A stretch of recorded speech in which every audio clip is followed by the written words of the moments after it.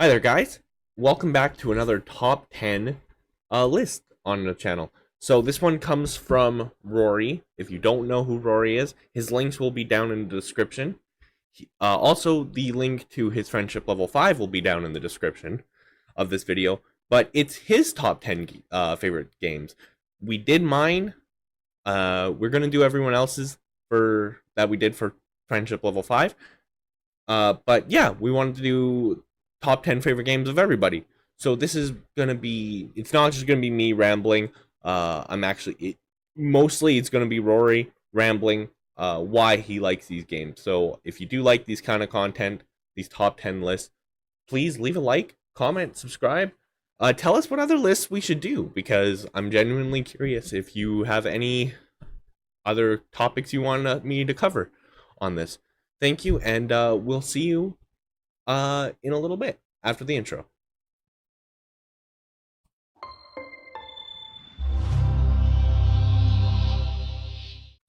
All right, so we have Rory with us to do his top 10 today. Rory, how are you today? Tired, but that's not anything new. That's fair. You're on vacation right now currently, which is nice. Yes, my first vacation in 3 years, getting lots of stuff done, like sleeping. All right, so if you would like to just run through your list, we'll chat while you do it. All right, so I guess start with honorable mentions. Yeah, start with the honorable mentions. Okay, so first honorable mention, I had to put this on the list somewhere, and this is the only place it really fits. I needed to have Minecraft on here. Oh, and Minecraft is honorable mention. Explain this situation why Minecraft is an honorable mention with how many hours you have spent in Minecraft. That's specifically the reason it's an honorable mention. That's how many hours out of curiosity? 2,550.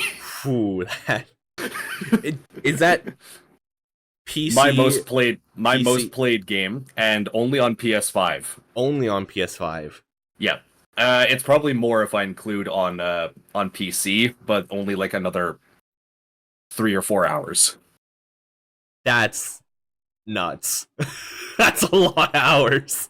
Considering that I played with Legos a lot as a kid and enjoy the whole sandbox brick building experience, and it's like the second best creative outlet in my life.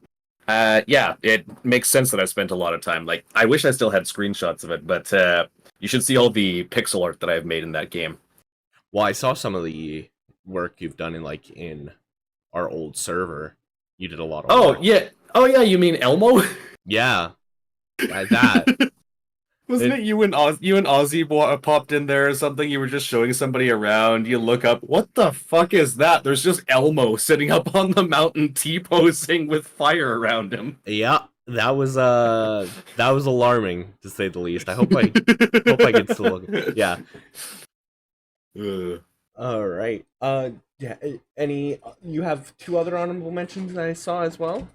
Two other honorable mentions. Next, it's one of only two visual novels I have played. Doki Doki Literature Club. And I feel like I need to play more visual novels because it's a perfect opportunity to do voice acting and shit on stream. Yeah, that makes sense. But no, this one being like a deconstruction satire of visual novels, but in the horror direction instead of in the funny direction. Just was something else for me. It's also one of the few games that wasn't specifically like a jump scare horror game that actually made me scream at certain points. Have you done multiple playthroughs of Doki Doki, or have you only done the one? I only did the one because there isn't really a whole lot of reason to do multiple playthroughs unless you want to see every character's like little side story things. Did you ever hear about the secret ending where you go into the file right at the beginning and delete Monica? Oh, yep, I've seen that. I love that. That is so funny. And then it's not funny. It's dark as shit, but I digress. Mm-hmm. No, I should do more visual novels in the future. Especially with the voices you do. Yeah, no, visual novels would be fun to watch. You do. Well, I mean, considering that one of the characters for DDLC is also the inspiration for Buffsky. Yeah, isn't it Buffsky herself, right? Like that's her Yeah, name. Yeah, yeah, Natsuki reimagined with the Hercules body. right. Yes, There's also just buff versions of all the cast of that. but One of them is just Kronk. oh, lovely, Uh, lovely stuff. yes, the bestest boy with his spinach puffs and his self-made theme music. All right. And you had one more honorable mention. One more honorable mention. This is the first video game that I ever played, Cool Borders 2 on the PlayStation 1. Now, Cool Borders 2. I only played Cool Borders 3 because there's a Yeah. Cool Borders 3. I never played 2. There's like 4 or 5 different Cool Borders games. Like I have 2 of them. I've got Cool Borders 2 and I have Cool Borders 2001. 2001 actually kind of has like that old school, kind of like those wrestling games that you have, the much older ones where you make a character and you can do all that stuff because there's actually a character creator in 2001. Yeah. But I've played next to nothing of that one. I really should eventually, but 2, I want to say the earliest that I ever played it, I was about 3 years old. Oh, wow. And my sisters were playing it in the basement on the old PS1, so I begged and pleaded to play it. When I looked at your list, we were talking about this a little bit on stream yesterday. We were mentioning games that like I wouldn't expect from you or from Ozzy or from whatever. Cool Borders was not something I expected to see on even like an honorable mention. Was not ready to see Cool Borders on your list at all. Yeah, like I liked it enough that I actually wanted to learn how to snowboard. Did you But ever learn? no, I didn't, because we had ski trips that we were able to take when I was in like elementary school and stuff. Mm-hmm. And my mom always had me ski because snowboarding apparently is quite a bit harder than skiing, at least for a beginner. Yeah. Yeah, I'd still like to learn how to snowboard because that just seems like fun. Out of curiosity, this is a completely like side note. Did you ever play SSX? With you liking Cool Borders, did you ever look at SSX Tricky, like those series of games? Oh, what were they on? Wasn't there one on the PlayStation 1 as well? I believe so. This was kind of the only snowboarding game that I really got into until like what's the game? Mario and Sonic at the Winter Olympics. Mm. Because the snowboarding levels in that are actually really fun. But I've heard of XXX Tricky, the porn parody. I've heard of it, but I have not played any of it. Okay. I was just curious about that because, like, Cool Borders. Yeah. Also, I'm pretty sure that aside from my sisters being in their emo phase when I was first playing this game and finding all kinds of music for me, this was the origin of my hard rock heavy metal obsession. Oh, I can only imagine. I actually don't know the soundtrack, but yeah, snowboarding games has amazing soundtracks. So you know, like you've seen my videos. You know the outro song that I use, that really heavy metal tune? Yes, I do. That's from Cool Borders 2. Oh my god, really? Yep. Oh. It's from my favorite level where it's just this hardcore heavy metal blasting in your ears and like wolves howling as you're blasting at the speed of sound down this pitch black mountain. Huh. With snow flying in your face and blocking your vision. It's so intense. I actually didn't even know that, so that's actually pretty cool. Yeah. Yeah, I've actually used a couple of Cool Borders songs in some of my videos for like intros and such. And you said that's your first game, so yeah, that makes sense that you. Yep, very very first video game. Unless I might have played like Space Cadet Pinball or something because we had a really old PC in my basement for a while. PC. I had dial-up internet. Yeah, I know you were saying that. Yeah, I had dial-up internet, and then it came back for a time when the Groot internet happened. Ah, lovely. Well, it wasn't dial-up, but did I tell you about when Colton? Here's a little Minecraft anecdote. First time playing Minecraft, Colton found a trident and repaired it and enchanted it with the returning enchantment. Mm-hmm. And he brings it over to me, and we're outside. He says, "Hey, check this out." Pitches the trident at the hills off in the distance, and crashed my PlayStation. Lovely, lovely stuff. Thanks, Colton. Thank you, Colton. My internet physically could not handle it, and it just crashed. Awesome. Yeah, but that is all for honorable mentions. All right, so let's get down to the actual list. We'll start with your number 10 on the list. Number 10, for mostly just for the amount of content it's generated for the lot of us in the past couple of years, is Dead by Daylight. So, you spent a fair amount of money in this game as well, haven't you? not as much as Colton. Most of the characters that I have purchased in this were purchased with in-game currency that I just got through grinding. Fair enough. So I ground the hell out of a lot of characters to get the majority of the ones that I want. I paid for Sadako because fuck yes, Sadako. I wanted that character. But I picked it up when it was on for free on PlayStation in like 2019, or no, 2018 actually.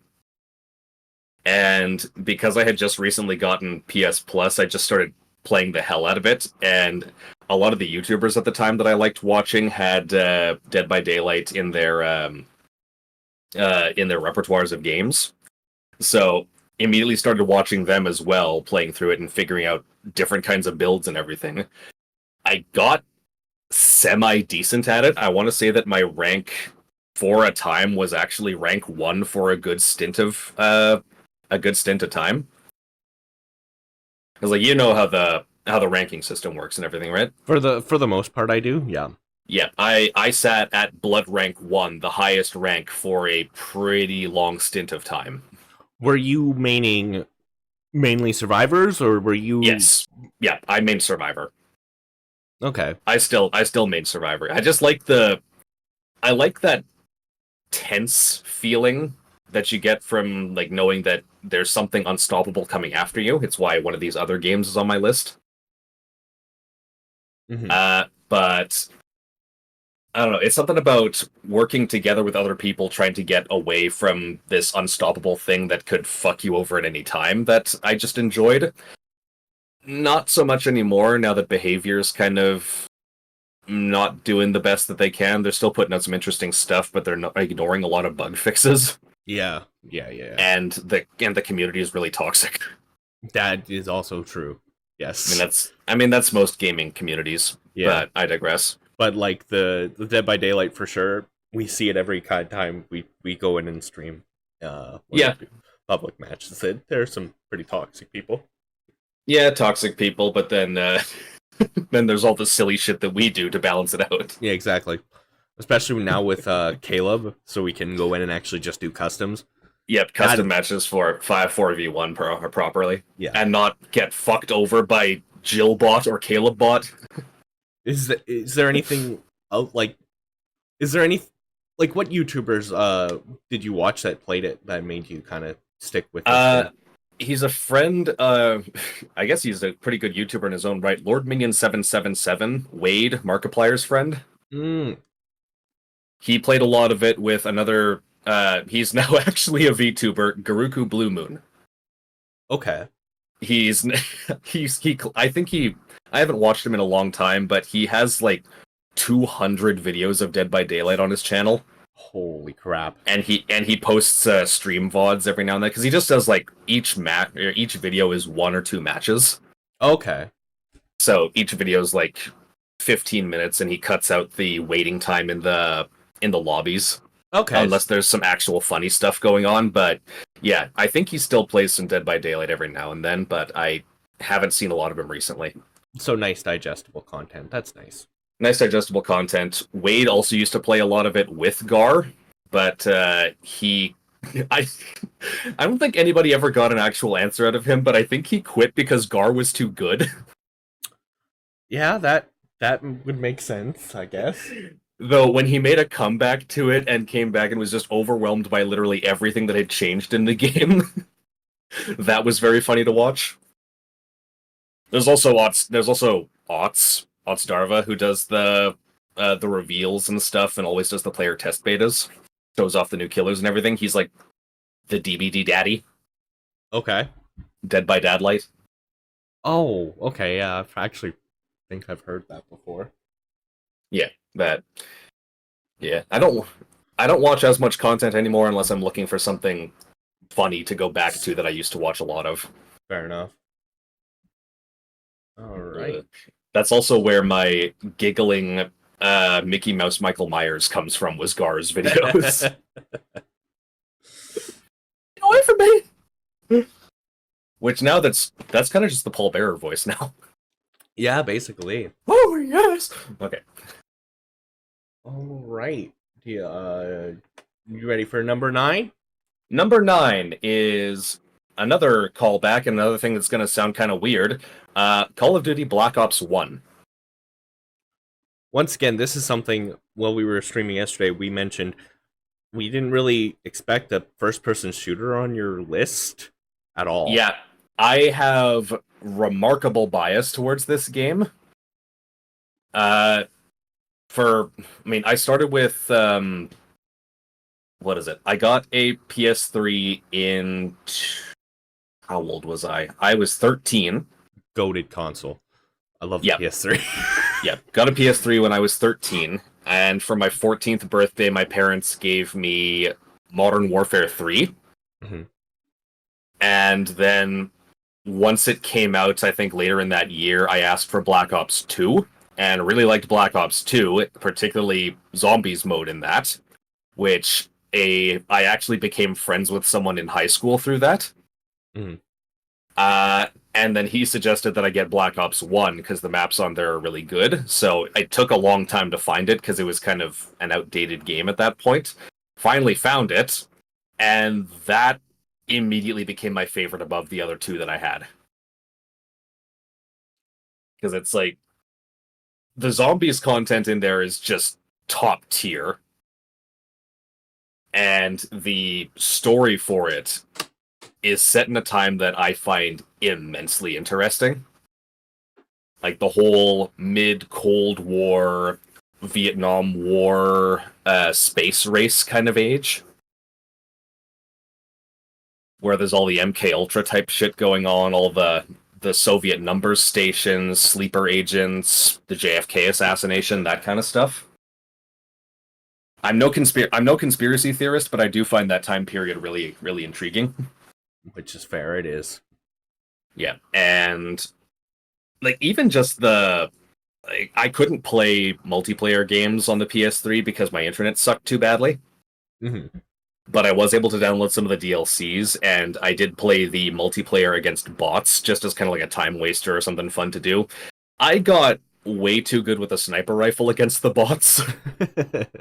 And because Black Ops 1 allows you to stack and like store your kill streaks, I basically just sit in one place, killing all the bots as they ran across one bridge, and then send out an army of RCXDs, the little remote-controlled explosive devices. Yeah, no, that's...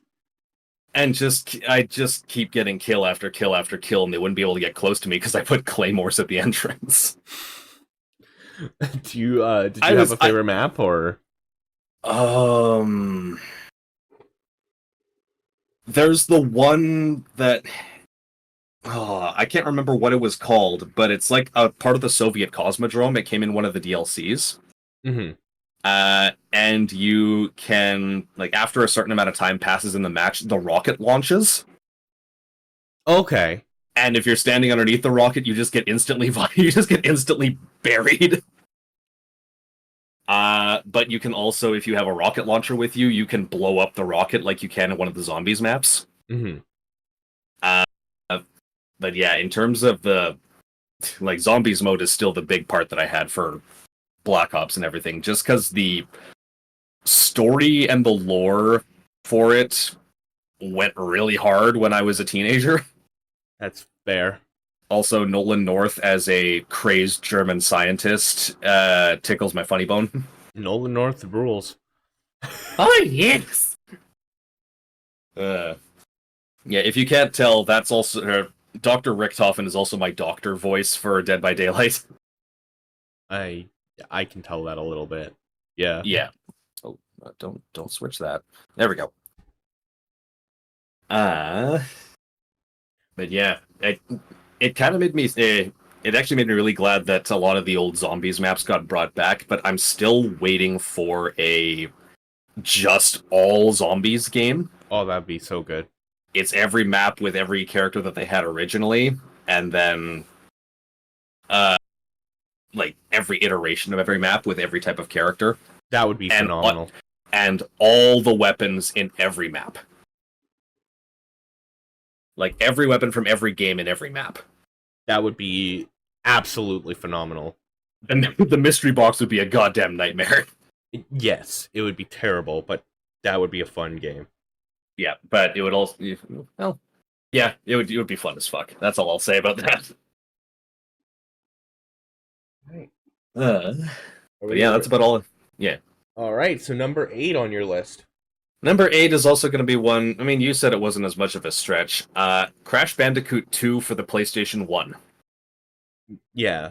So I asked you this. It's specifically the PlayStation 1 copy. Specifically, the PlayStation 1 copy. I didn't mind the Insane Trilogy. It's just that high poly Crash Bandicoot is a little bit off-putting to look at. And the soundtrack wasn't as good. Granted, this is a whole hell of a lot of nostalgic bias on my part. Was this another one of the games that you first played? Yes, it actually pissed my sisters the hell off because I traded one of their favorite games to get Crash Bandicoot 2. Was it Cool Borders? Nope, no. I wouldn't have traded Cool Borders. I traded Crash Team Racing. Oh. Yeah, and my sisters were really pissed about that because they hate it. They loved that game. That's Crash Team Racing was a good game. Yeah, my sister now has the PlayStation that we played as kids, and she found a used copy of Crash Bandicoot 2 or of Crash Team Racing. Game is great.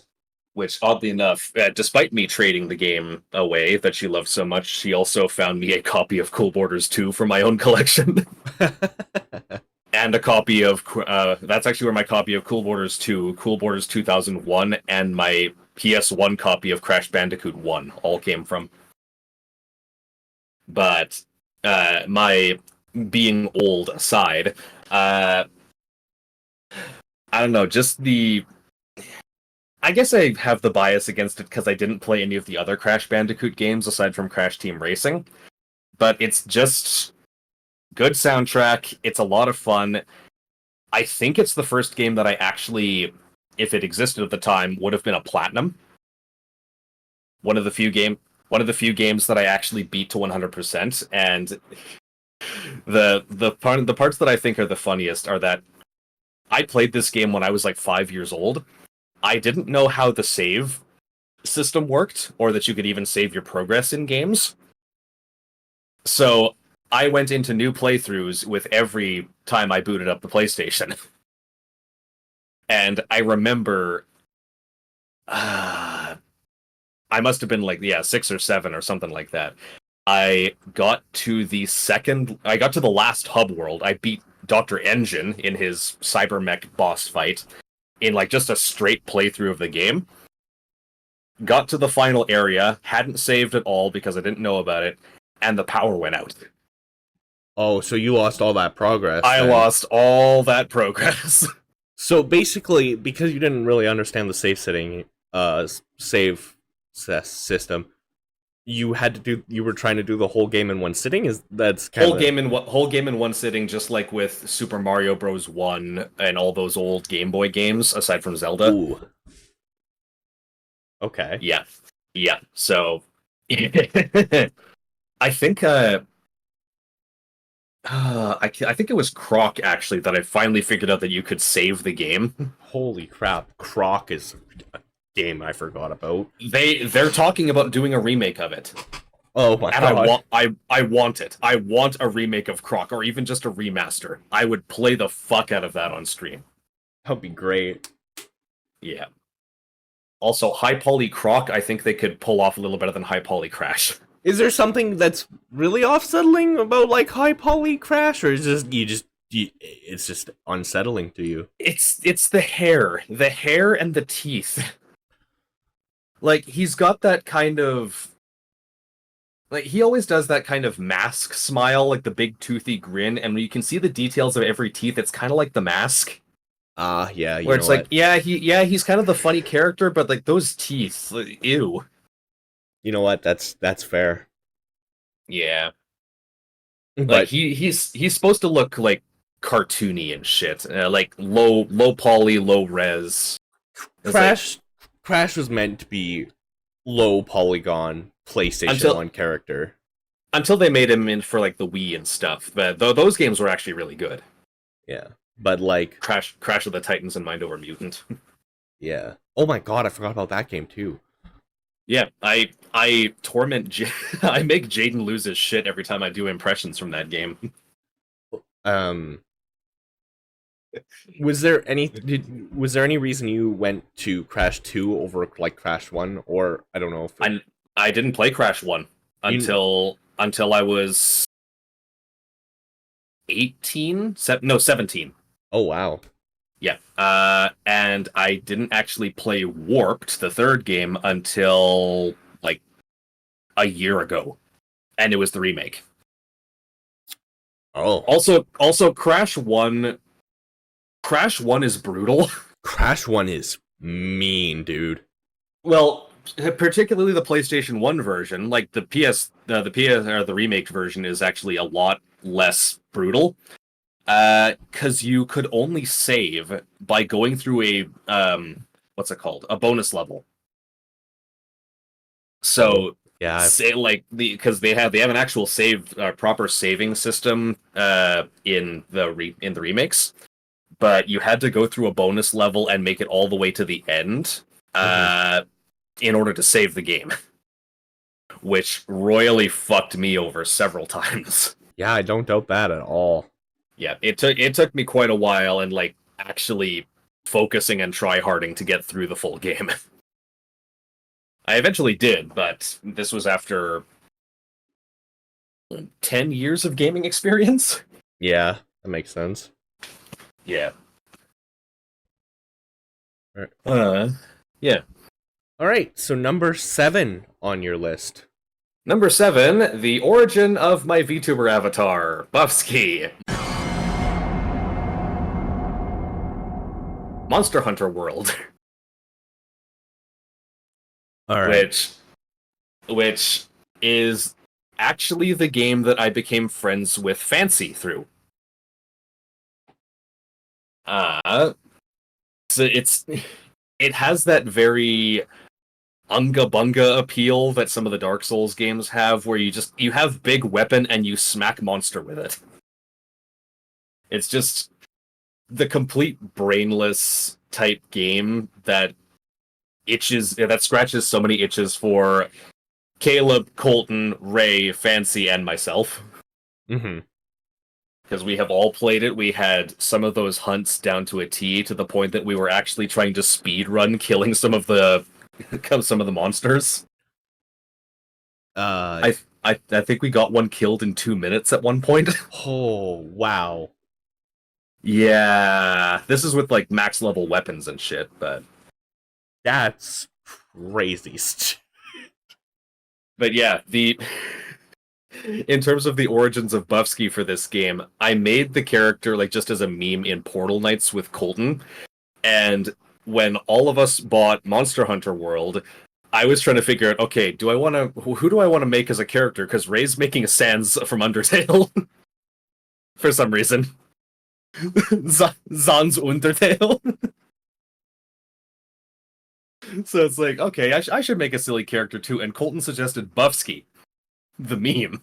So I made pink-haired, strong-looking lady with makeup, while Colton was expecting me to make a jacked man with pink pigtails. That is not what was made. Not at all. No, I made what is now canonically a very short, pink-haired girl with a ponytail and physical strength that rivals the Hulk. Yep. But and severe anger management issues. what a creation. What a creation that has turned into one of my favorite memes. Basically, honestly, because it scares Colton.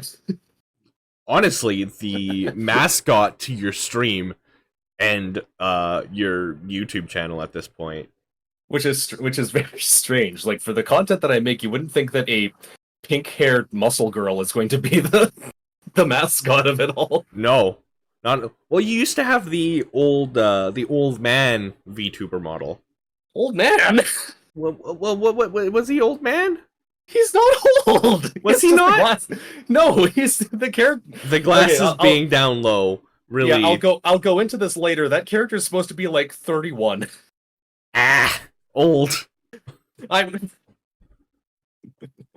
That's a character I'll go into quite a bit later once I get into the discussions about the other games. But yeah, Monster Hunter is just so damn ridiculous in some of the best ways. Mm-hmm. Especially considering the amount of conniptions that I have given to people with both my costumes and my callouts in the games. The amount of conniptions people have given to you. Like Ray riding the monster around the map. Riding the monster around forever. Yeah. And then claiming he did it, and you're... I did it! I'm God's drunkest driver! You drove it all the way across! Yeah. That will forever stick out in my head. You getting mad at Ray for that. That's the best in the world. Ray, we're trying to kill the thing, not tame it! Yeah. And then the absolute brain rot late at night playing Rise with Colton. Oh, it's just a bear off. We don't need to collect the birds this time. But bird, it's a bear off. But bird, it's a bear off. Bird, bear off. Bird.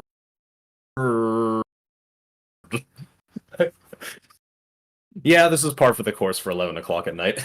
Yeah, for sure. Did you ever play Iceborne then? Yes, I played through all of that. That's actually what Ray and I are doing right now, or at least trying to. Fair enough. Because there's two monsters that we have not killed yet, and they are the hardest ones in the game. Lovely. Because they have gimmicks to them that are royal pains in the ass, so we have to grind the fuck out of the guiding lands in the game to get the materials we need to face them effectively. Okay. Alright. Alright, ready for number 6? Number 6. This is where we're starting to get into things that make a little bit more sense for me. Amnesia: The Dark Descent. Yes. Yeah. I can't remember. I must have been like 14 or 15, something like that, when I first discovered YouTubers, like gaming YouTubers. Mm-hmm. And PewDiePie was the first. I was about to say, I'm assuming you discovered Amnesia through PewDiePie. Through PewDiePie. Watched a lot of his custom stories, laughed my ass off at the silly Swedish man screaming like a girl. Mm-hmm. And now I do that in my own streams. Except you're not Swedish. Except I'm not Swedish. Well, I could be, bros. It's me, PewDiePie. But I didn't actually get to play the game myself until my first year of college, when the entire Amnesia collection went on sale on PS4. And I want to get it on PC now to try out the custom stories. Yeah.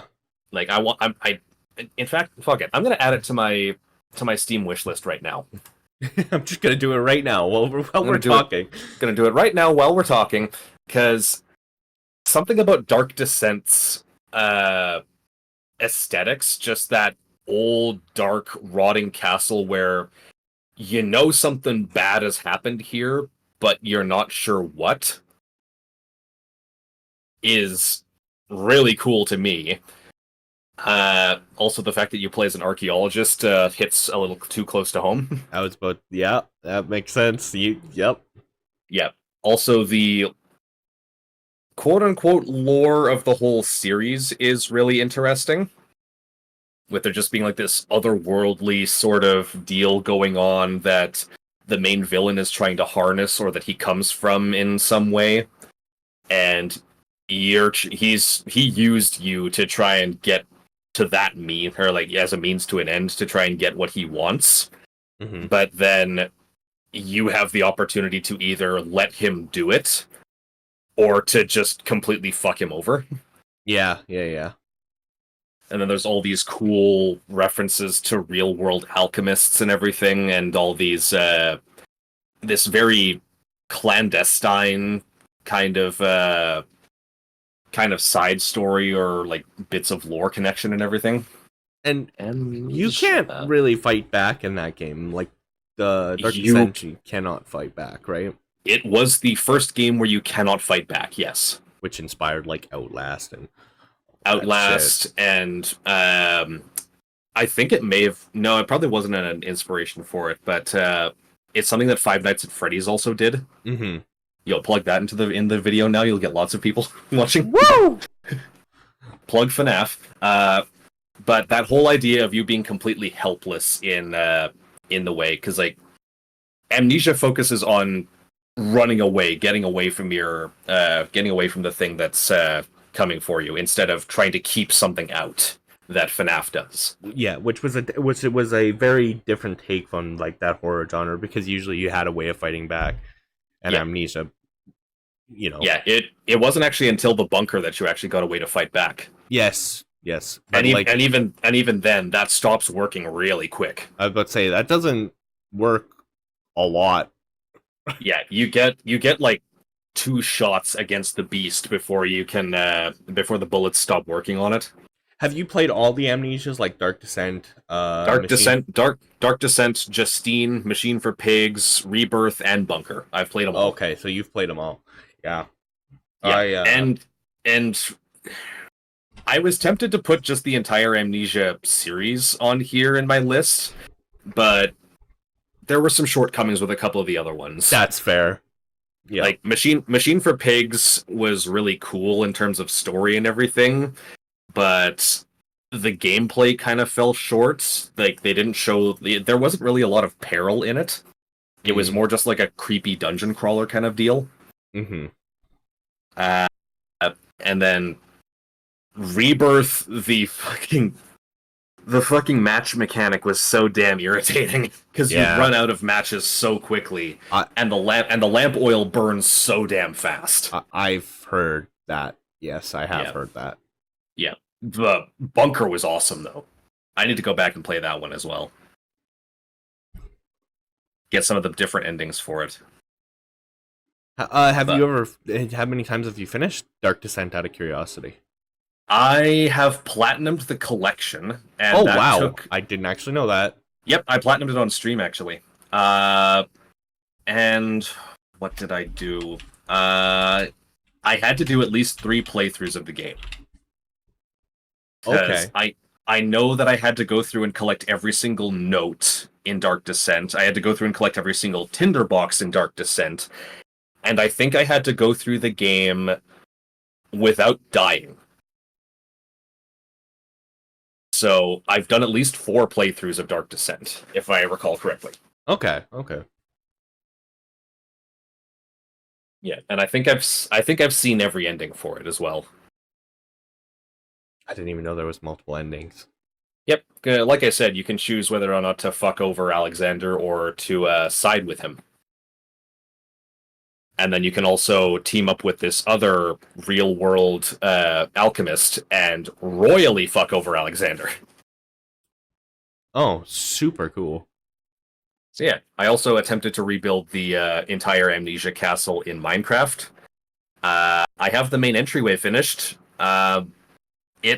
It's taking forever, though. Fair but enough. it looks really fucking cool at the moment. But yeah, I think that's about all I've got to say about Amnesia. All right. Oh yeah, right. Oh fuck, it's on sale Oh heck yeah! for $6.50. Oh heck yeah! Add to cart. Know what I'm doing for the rest of my break. All right. For are you ready for number 5 then? Number 5, and this is where things start to get. You'll start to notice a big pattern with these. Number 5 is Code Vein, but Code Vein is on the list not for the game itself. Colton's not going to be shocked by this at all. It's for the character creator. Oh, Yeah, so the game itself is fine. It's kind of what I'd expect out of Bandai Namco trying to make a Souls-like game without From Software or Team Ninja or any of the other ones that make the really good Souls-likes. mm-hmm. But what they did really well with was the character creator, so because it allows you to make just really good versions of like any character that you want to make. And I have spent hours in the character creator creating different characters. Is this where that other character that you originally had besides Bowski came from? It's where the art for him came from, was from screenshots in the Code Vein. He is actually much older, and I'll go into that much later as well. Okay. But the gist of it is, I am working on a dark fiction story of a sorts, and Code Vein was actually the means that I used for creating the characters in it and having a proper visual image of how they look in my head. So it allowed me to put these characters that I've been creating for a long time finally onto something, because I'm not the greatest at drawing yet. So this was a really good means for me to create the characters and have something to visualize. Have a visualization of the characters that you have in mind. Yeah, no, that makes complete sense. Yep. Also, lots of people have gotten a kick out of me making some of their favorite characters and stuff. I think the 3 that have turned out the absolute best are Professor Stein from Soul Eater, Alistair from Husband Hotel, and Marceline from Adventure Time. Okay. Those 3 are the ones that turned out shockingly the best of the characters that I've made. Granted, Fancy also requested that I create Colonel Sanders. And have you? I made Colonel Sanders. He looks kind of like the Markiplier version from my Lickety Crispy Love Colonel Sanders, whatever that visual novel is. Actually, I have it on my PC right now. I can tell you right now, buddy. What's it called? It is called. Please fry me, Colonel Sanders Senpai. I love you, Colonel Sanders. Yeah, A finger licking good dating simulator. Oh my god, that's what it's called. That's so stupid. Yet I want to play it. I mean, it's free. Maybe that's the first visual novel I play on stream. I think that's what I'm gonna call the stream. Is please notice me, Crispity Lickety Senpai. Please do. I need to make Colonel Sanders sound like Markiplier. Never thought that the Code Vein tidbit would lead to the finger licking good visual novel. Oh my fucking god! But yeah, I think Jaden and I actually had really similar thoughts on hype for Code Vein when it first got announced, because it's like, it's Dark Souls but anime. It's like scratching 2 itches with one butt scratcher.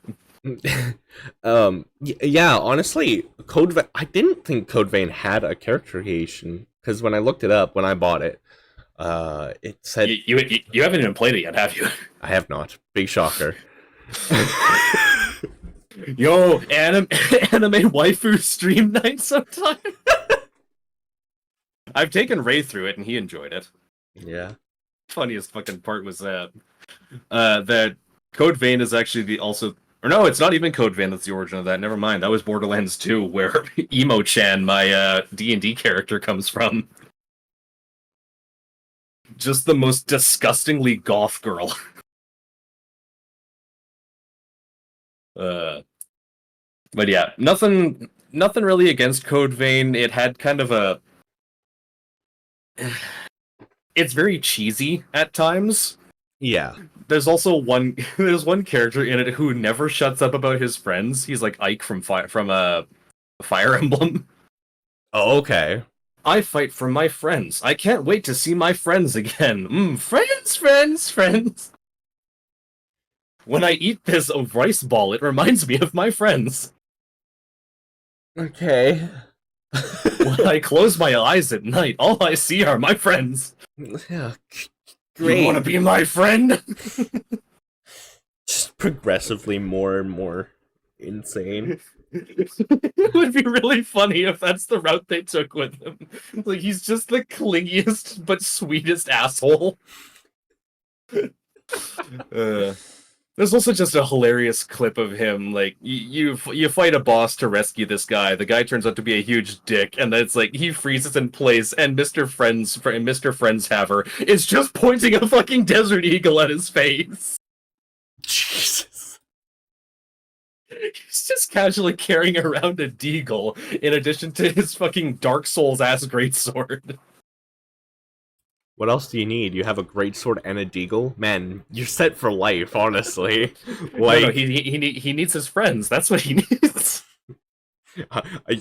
You have two friends, a great sword and a deagle. Boom. You're set, man. I mean, they probably do talk to him when he sleeps. I wouldn't doubt it. Deagle! Give us that deagle, my love. Oh, God. But yeah, on to number 4 then. Yeah, on to number 4. Number 4, this was actually a really tough one because I like both games in this series, but this one just stuck a little bit better, is Near Replicant. And it took a lot of thinking whether or not to put this one over Near Automata or not. So this one just got remade, if I'm... Like, Yeah, it just got remade, right? 2021. The original game came out in 2010. And that was a PS3 game, right? PS3 and Xbox. And there were 2 versions of it. There was the one that was only released in Japan. That was the one that got remastered, where you play as young, plucky youth trying to save his sister's life. And the one released in North America and Europe, where you play as old, grizzled dad who screams too much, trying to save his daughter. What great descriptions. So fucking funny.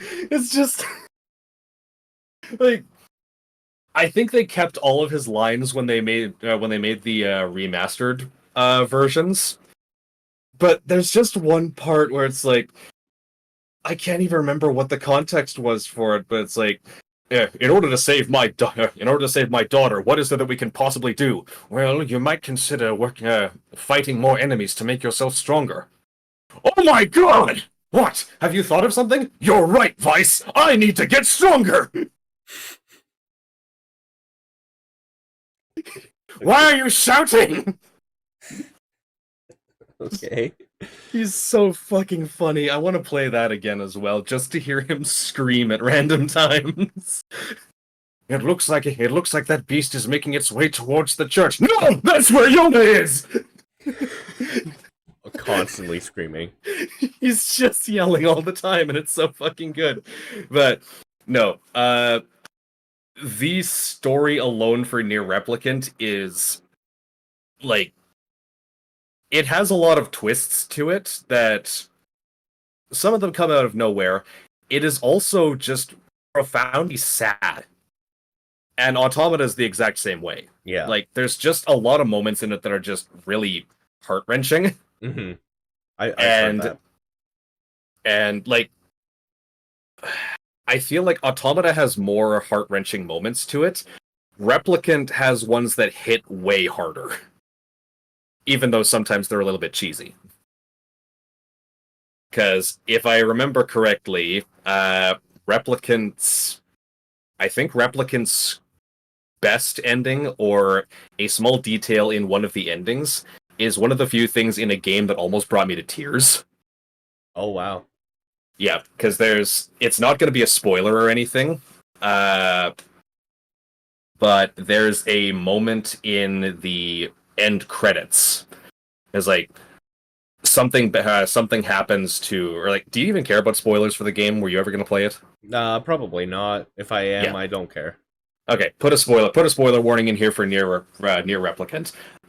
The original final ending of the game involves your character sacrificing his very existence to save his friend. Mm-hmm.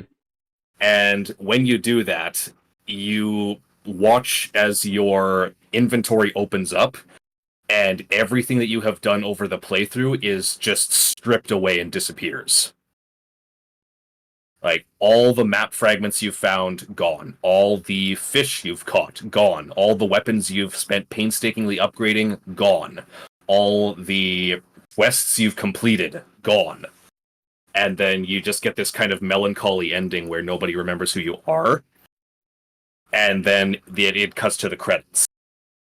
Holy shit. Okay. And the part that had me shocked was, like, you have to watch all the way through the credits because you can't skip them or anything. So I just sat there watching the credits and chatting with Colton, and then I looked at the voice cast, and I saw two names that had no character next to them. And I thought, oh, well, that's kind of weird. They forgot to add the voice actors for Nier, because Nier doesn't exist anymore. Oh shit. He's been erased, so his voice actors are just there with no character. Because he got. Oh, He doesn't exist anymore at all. Oh, that's And so the cool. and the part that's even cooler, if you go in, so like the way that you get the best ending in the game is you then have to do another playthrough and get to a certain point. If you try to name your character the same name as the character that you deleted, it says for some reason you can't seem to use this name. Oh, because So you have to use a different name for the character for your second playthrough. But then you go through and you team up with all your old friends that you thought were dead, but they seem to make it through, and you go to do everything in your power to try and save the best boy. that's really cool. Actually, I Yeah. really like that idea. That's really cool. Yeah, they did a phenomenal job with it, and I'm glad they added the whole like final good ending, because the original game was just all sad. With Because like your options for the ending were either you kill your friend before she goes completely berserk and kills everybody else, or you sacrifice yourself to save her life. yeah, just sad stuff. Sad boy hours all around. With Near Replica or Replicant, sorry. Is this the game that you can buy achievements and trophies, or is that Automata? That's Automata, and I never will let Colton live down the fact that he bought the trophies. Because I got all the trophies in both those games legit. Did you platinum that one as well? I have platinumed every game except for the one on PS3. Okay. Yeah, and oh my god, there's a secret boss fight in Automata that is just so fucking awesome. And you have to fail that fight to get one of the endings in it. Oh, awesome. Yeah, and it's like the worst ending in the game, because like you fail to kill the boss, he then tunnels into the center of the earth and blows up the earth. Oh, awesome. Yeah. That's one of the things lovely.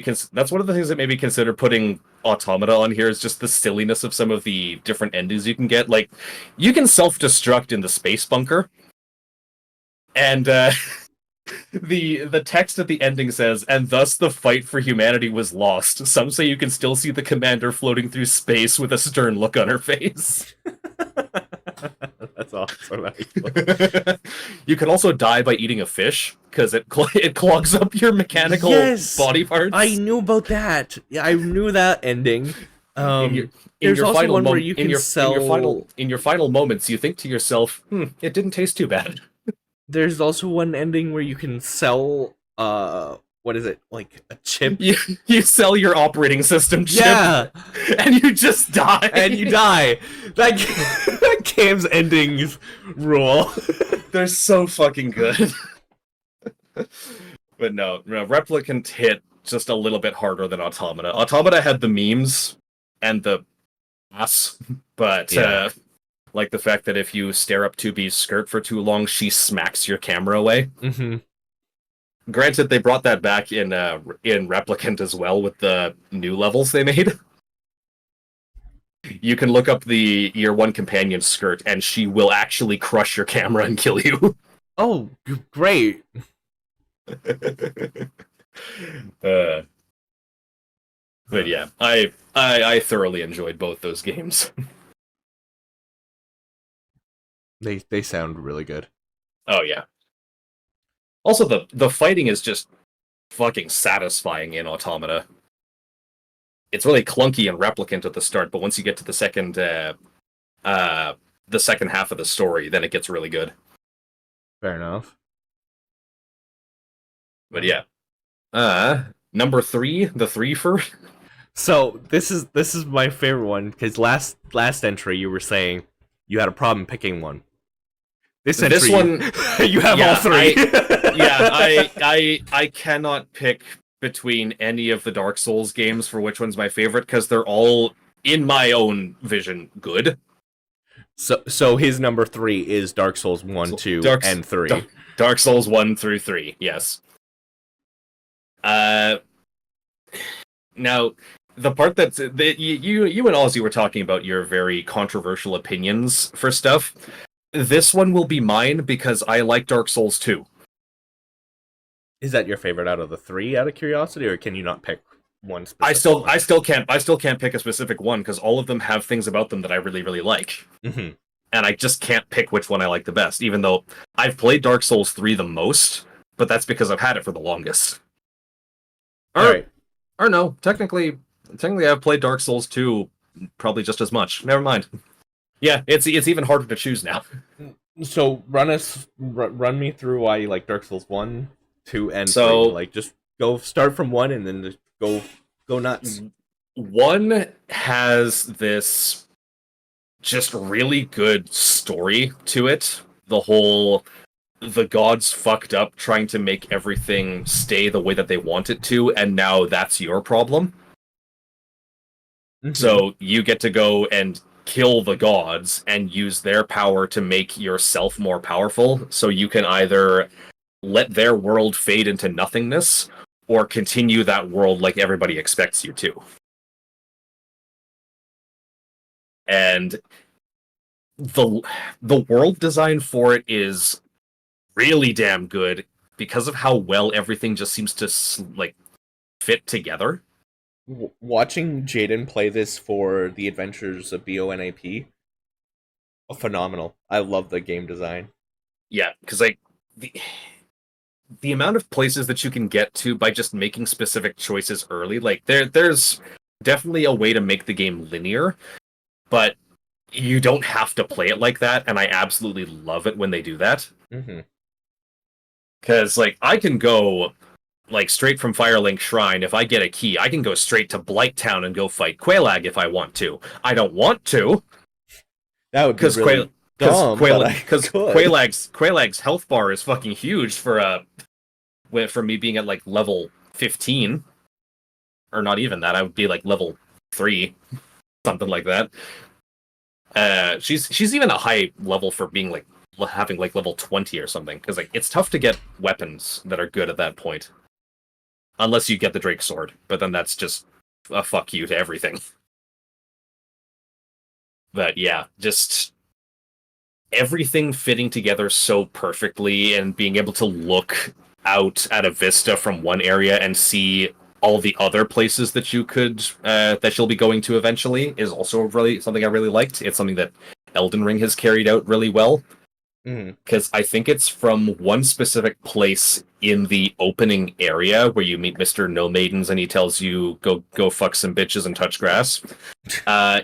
You can see every place in the game aside from one from that one area. Like you can see the mountaintop that you're supposed to get to at the before the last third of the game I from didn't the know that. from the place from the place where you start. And then there's like the only place that you can't see is the Hallig tree way off to the very far north of the map.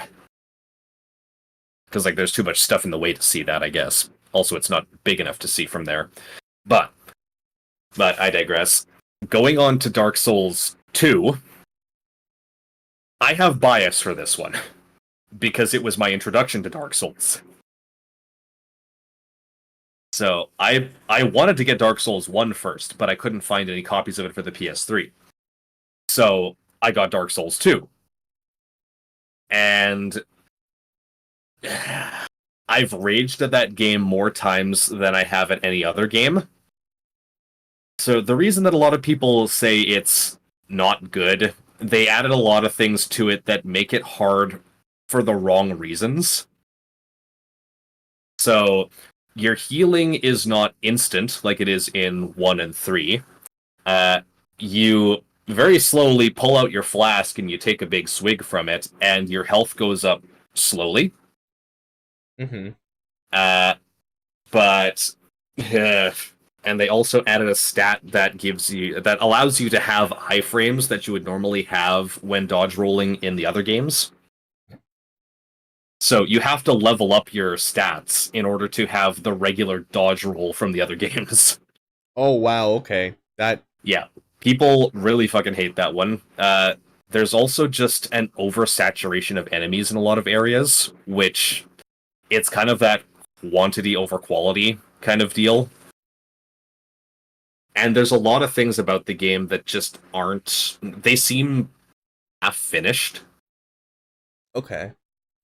Yet at the same time, aside from that being my introduction to the game and me playing the first, like the worst one to get it out of the way first, and then having great experiences with the other two, they also did a lot of experimental things with the game that just worked out really well that I wish the other games would bring back. Such as having alternative healing items aside from your flask. Yeah. Because, like, your flask heals a good chunk of your health. If you've taken, like, a couple little licks of damage, it's nice having something you can use that doesn't just waste a flask. Also, the enemies have, like, personalities to them in a way.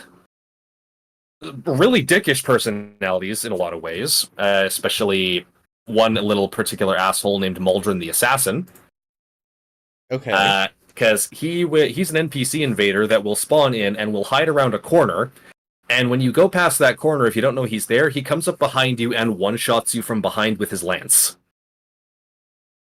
Oh, He lovely. also will spawn in as a white phantom, which looks like someone that you've summoned in yourself, and you think, oh, he's going to be healthy or helpful. And then he comes up behind you and stabs you in the back again. Just an absolute prick, but he's something interesting. Also, if you get him down to half health, he will run down into a tower that is filled with enemies and just try to royally fuck you over with help from his friends. So he's a son of a bitch. But they also included things like NPC enemies that if you go up to a door and you attack it with your sword, the enemy comes up to the door and opens it for you to see what the hell's going on. So you can just go full I'm the one who knocks and break your way into places by having enemies open the door for you. But That's just fair. little details like that are really good. And I wish they brought some of them back for stuff like Elden Ring. Also, it's the only of these Souls games that bows and halberds are fucking awesome. Like, some of the best weapons in the game. Like there, you can actually make viable bow builds in Dark Souls 2, but you can't in the other ones. Is it just because the bows are not great in the other ones? The bows just aren't great in the other ones. Like the bow, I had a bow that dealt both magic and fire damage because I infused it with something, and it was able to take good chunks out of the final boss's health bar. So like it's so much more viable to have a bow in those games, and the halberd moveset is so much better. It's not just like poke. You actually do like downward swings and swing it around and use the actual blade instead of just poking your enemies with it. I mean, that's always a better. I like that a lot better than just poke. Yeah. And then Dark Souls 3 is just a good game in general. The only thing is that it recycles a lot of things for plot elements from Dark Souls 1, which I think was probably the vision for making Dark Souls 2 to begin with, is they wanted to like have a continuing story that's kind of this a similar idea, but because they used a different studio for 2, it didn't work out as well. So 3 is kind of just a better version of Dark Souls 1. The only thing about it that I don't like is that it's a lot more linear. Yeah. There's not the options. Like you're presented with one option for how to progress the story, and it's like, oh, do I go here and meet a roadblock and then have to go back to this place, or do I go to this place first so I don't have to run into the roadblock afterwards? That's And it's like that's really the only choice aside from like optional areas. Because like, yeah, the thing about Dark Souls 1 that made it good was like you could like these are not optional bosses, but you had choices for which one to go to first. which one you wanted to do. Yeah, no, that makes Yeah. sense. Yeah, like which items am I are going to be the most beneficial for going through the rest of this game? What's going to allow me to survive the bullshit of the Four Kings this time? Man. But no. But Dark Souls 3 is just it has more spit and polish than the other two, and also just has a lot of other things added to it that make it more fun, like the weapon arts and everything. Just add that extra zhuzh to everything.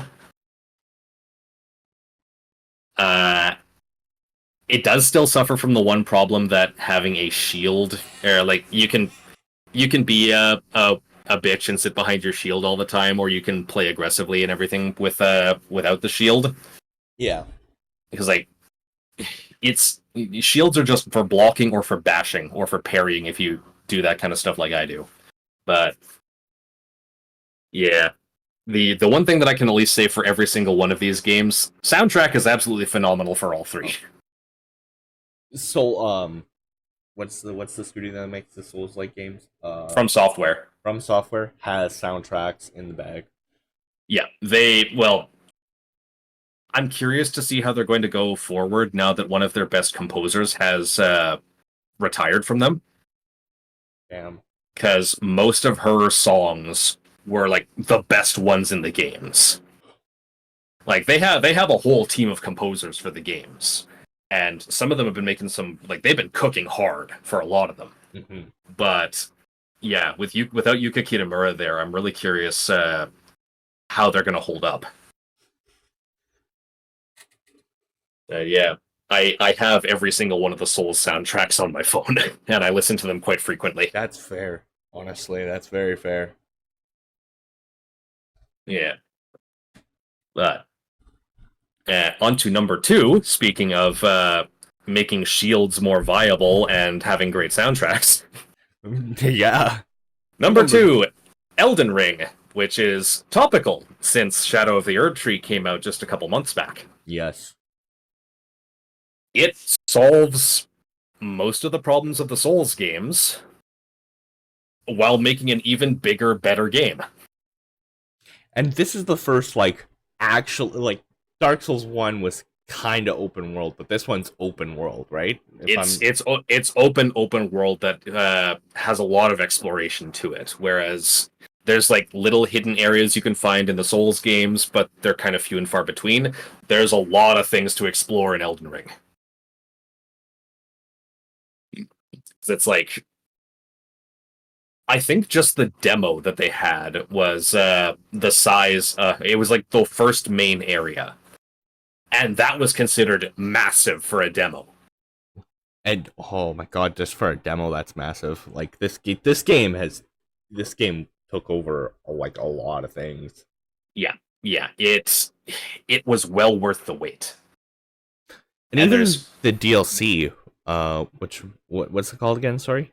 Shadow of the Erd Tree, which They held off on that for a bit to like actually work on it, and like even that seemed like it was worth the wait.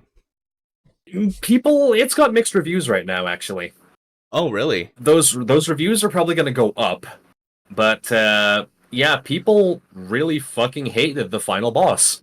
Oh. Yeah, he sucks. He really, really sucks. At least he did. I haven't fought his now nerfed form yet.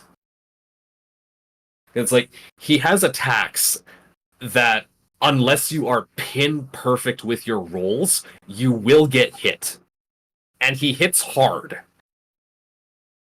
Yeah.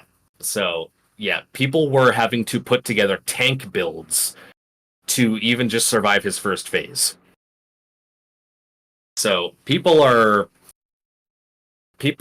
still pretty mixed on it. Also, they like to ignore the words of or the suggestions that From Software gives of go collect these items. They make the DLC more manageable.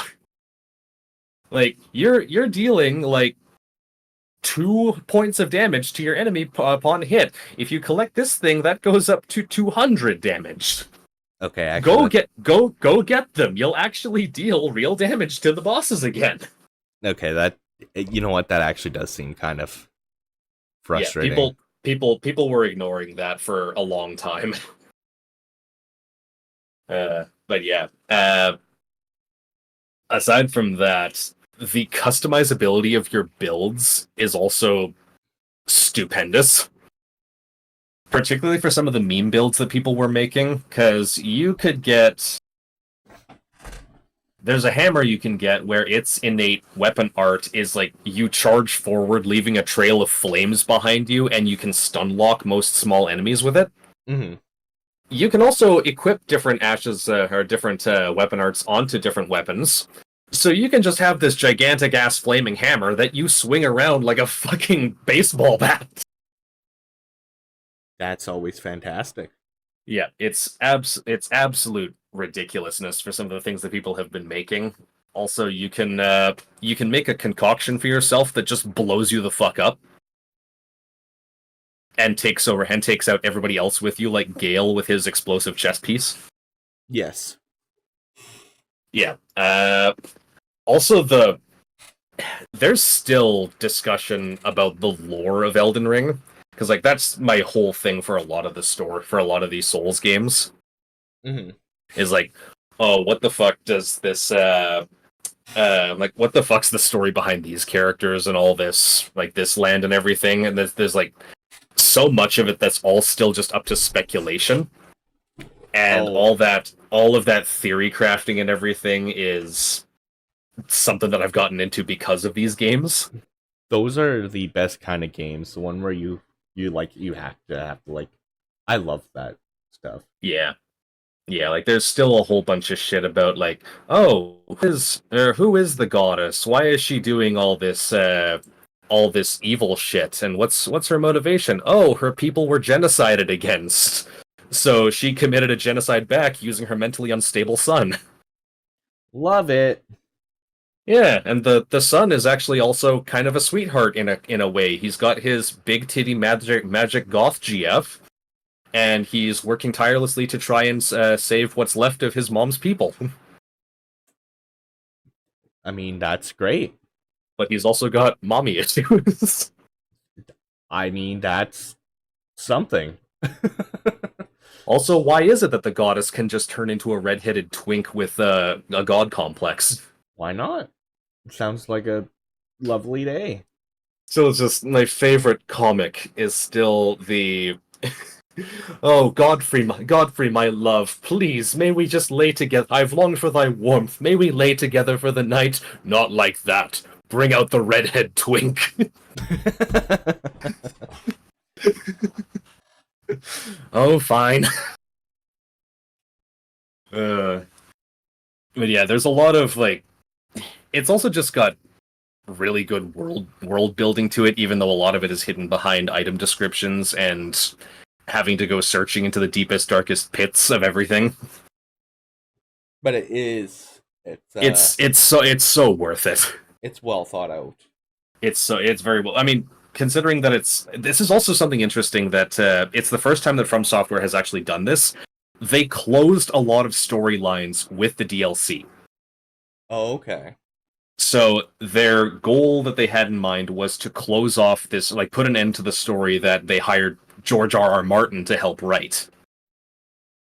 Which, if you don't know, he's the guy who wrote Game of Thrones. So they're not going to hire the author of Game of Thrones to write a story and leave it unfinished. Yeah.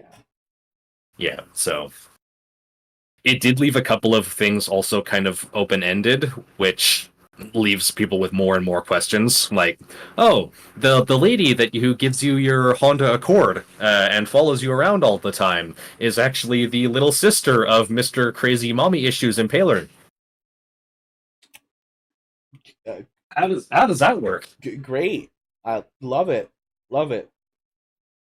Yay! But like, yeah, it's just been it's been a wild ride going through it. There's literally only one thing that I have as a nitpick for it, and it's how long it takes to make a proper build in it. Yeah, okay, that makes It's like sense. like going through the game and getting all the stuff that you want and going through all the dungeons and everything to get the pieces that you need for a build that you want to try takes so goddamn long. And like you can skip ahead and get to a lot of these like end game level areas. Like I can go and have the first boss that I fight. Or no, I can't. I don't think. Yeah, I was thinking I could go straight ahead and have the first boss that I fight be the one that gets me to the DLC. But I think I have to kill another boss before him first. Never mind, now that I think about it. Yeah, that makes sense. Yeah, but yeah, being able to skip ahead into all these areas without even having to fight a single boss and get yourself all dripped up with some of the best equipment to go and one-shot them Mm-hmm. is very satisfying, and it's good having that kind of customizability and all that freedom under your belt. For sure. Yeah.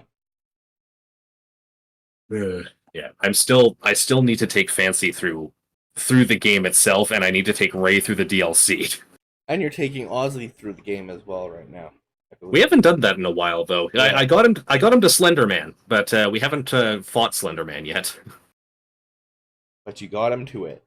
I got him to Slender Man, and Slender Man has probably one of the best songs in the game.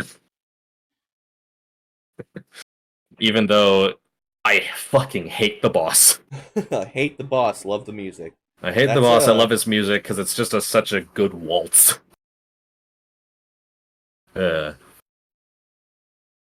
that's the thing I've found with all these games is I'm a sucker for waltzes. Fair enough. Understandable, honestly. But have we? Is it time for the grand finale? My number one game. Yeah, unless you have isn't more. If you which have probably more. more honorable mentions. Yeah, no more honorable mentions. Well, unless you have more to say about Elden Ring as well, or is that I mean, all? there's a lot that I could say about it, but I don't want this to take absolutely forever. All right, hit us with your number one, which we probably aren't surprised. Number one, nobody should ever be surprised by this. Number one is Bloodborne for several reasons. So once again, we're talking, and there's Bloodborne footage over us talking. Yes, and I'll be sure to provide some of my best gameplay and not me getting absolutely reamed out the ass by Father Gascoigne. I appreciate that, sir. I appreciate that, good sir. Yeah, I'll see what characters I have available to make some good footage for you. Perfect.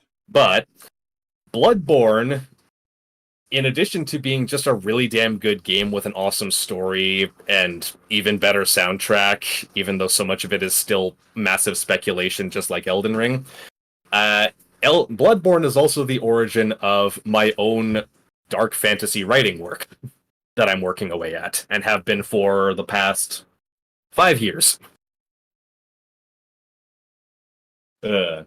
Because Bloodborne Bloodborne kicked off a kind of it started as kind of a gag character when I first booted the game up, because I bought it when I was once again in my first year of college, and borrowed my friend's PlayStation because he wanted it out of his possession so he could focus on his studying. And it went into my possession so I could stop focusing on studying. So, played Bloodborne for the first time, and I was just playing through it while we were waiting for someone to arrive so we could play Plants vs. Zombies or something like that.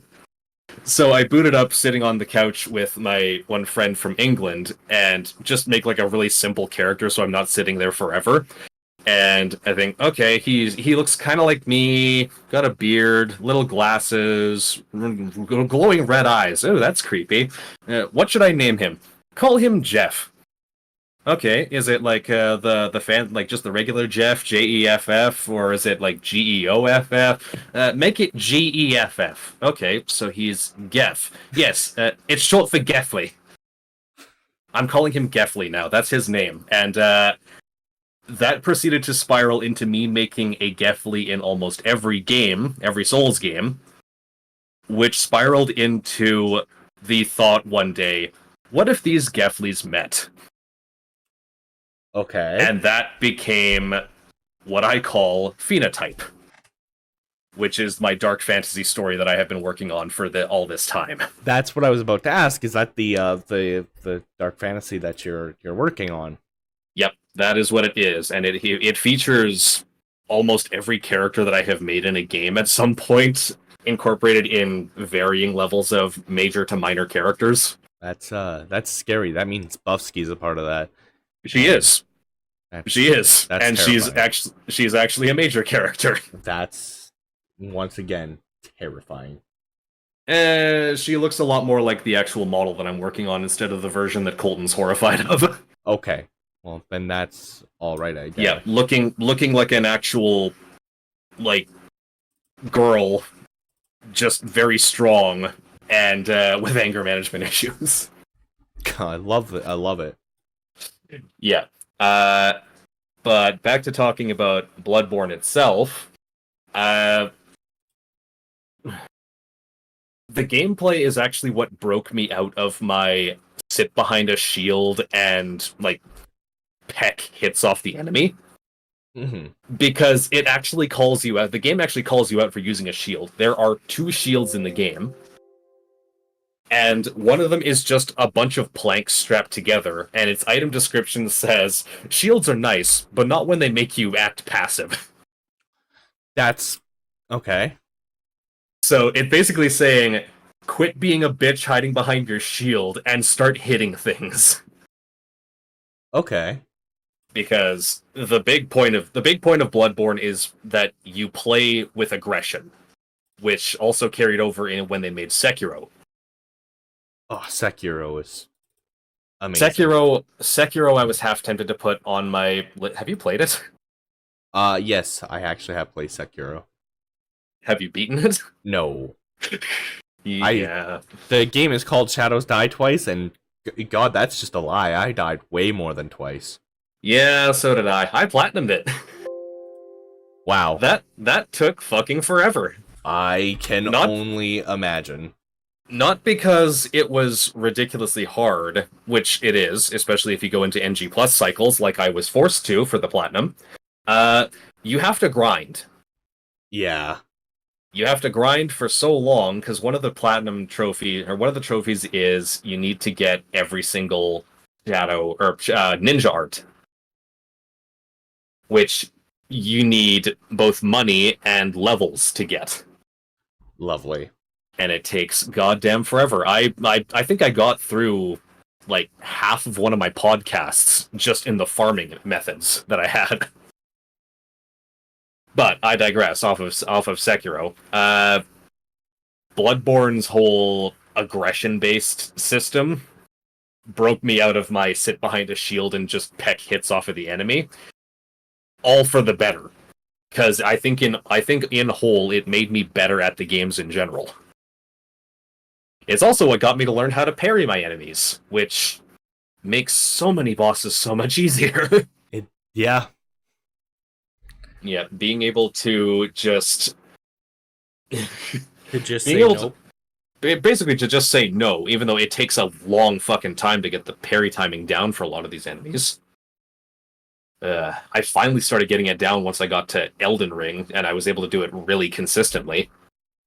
But yeah, I basically had a build, like my very first build, Mr. King Gefley wearing his silly crown and his Blood Knight armor, just the edgiest fucker of all time.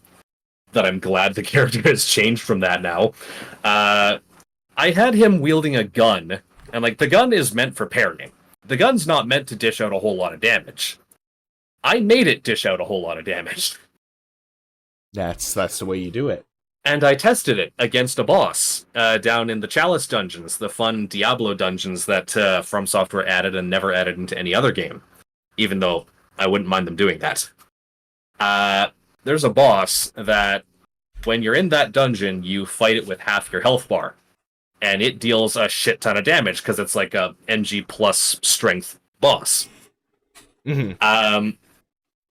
I smacked away at its face until I broke its faceplate, stepped back with my ridiculously powerful handgun, buffed it with a thing that gives it like 2.5 times the damage, and dealt about 1,200 damage directly to the thing's face. That is a lot of damage. For a gun, yes, that's a fuck ton of damage for a gun. Aside from the cannon, which I got for Colton, and we have another story about that because it was the exact same case. Actually, we broke the boss's face. Colton was sitting back, loaded his cannon, buffed it, and blasted the thing in the face and took away half its health bar. Yeah, that's very fair. Holy crap.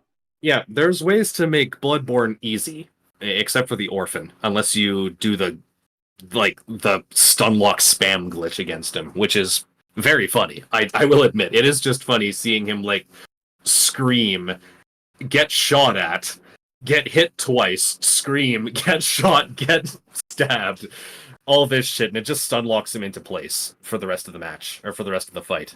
It's very funny to watch. That's fair. But yeah. Also, just the aesthetics of Bloodborne. I think I mentioned last night that I had recently finished watching Castlevania Nocturne, Mm-hmm.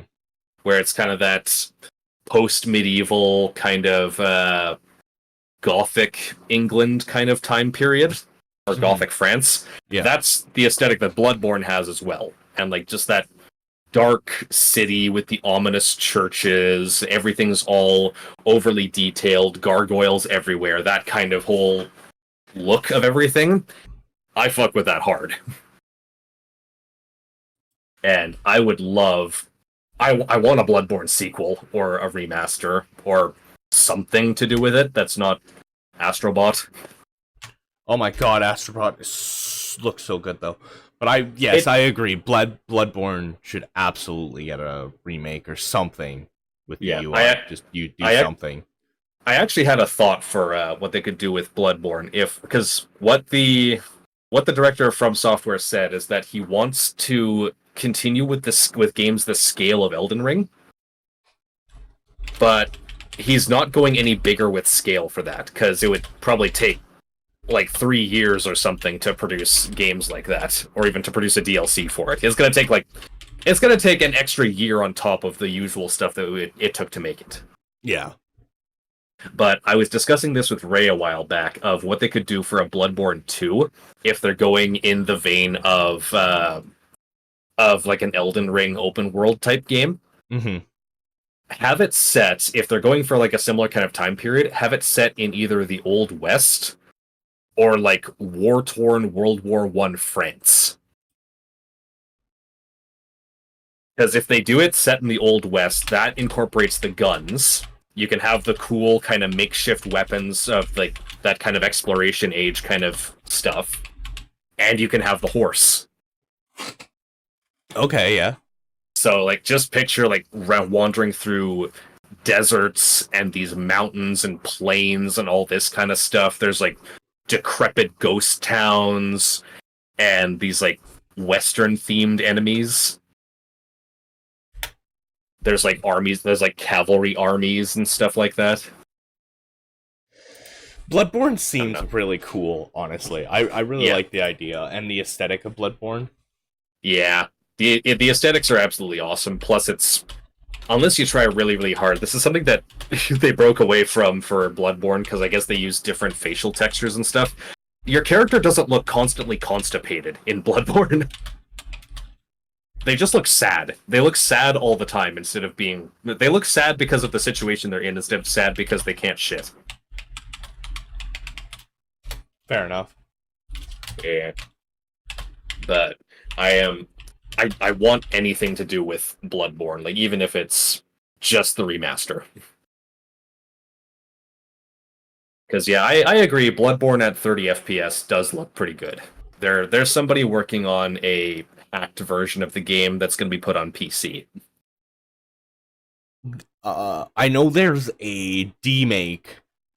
The demake is hilarious. I It love looks that. so good, honestly. Like, it looks Yeah. awesome. I actually want to go through it. Yeah. We also have to play Nightmare Cart. Yes, we need to set a parsec to do Nightmare Cart. I need to do Yes. that with you. Something in the future. Definitely something in the future. Yeah. For sure. But yeah, that's That's the list. the list. That's everything. That's Bloodborne, your top 10 that is my top 10 with some honorable mentions. with some honorable mentions of Minecraft and DDLC. yeah, and Cool Borders 2 of all things. Man, like I said, you sent me the honorable mentions today. I was not ready to look at Cool Borders 2 on that list. Which I now want to go. I now want to set up my PS3 and play it again because I've got one of the PS3s that has backwards compatibility. Oh, but you have only the fat ones. You have them the Fat Boys. No, actually, Oh, really? it's not one of the Fat Boys. It's the Slim. But the Slim still had the ability to play PS1 games. Dude, I know the Fat Boys could do PS2 backwards, and God, Yeah, I wish I I was- had one of those. Yeah, Oh. my brother-in-law has one. Oh, He has the Fat Boy, but he never had any PS2 games to test that on, so we're not sure if his model is the one. yeah. Yeah. That was. I need to go back and play. I need to go back. I have too many games I need to play. I need to quit reminiscing and finish Baldur's Gate. I'm shit. so sorry for making you reminisce this whole video.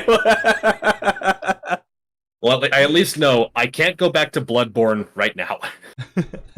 I won't be going back to Code Vein or Near Replicant either because I've platinumed both of those. So there's not really a whole lot of reason to go back unless I want to play modded Code Vein. Fair enough. But there aren't a lot of great mods for Code Vein. No, not Lots of costume mods. Mhm. Oh yeah, $6 Amnesia now though. Yes, that's gonna be added to your list for sure. Yes. Get some Amnesia custom stories going like old school pooey. All right. Well, I'm gonna end the video off here since that is the top 10. I hope you enjoyed. All right. Rory's links will be in description below, as I said at the beginning, and I hope you enjoyed. Bye, guys. Goodbye.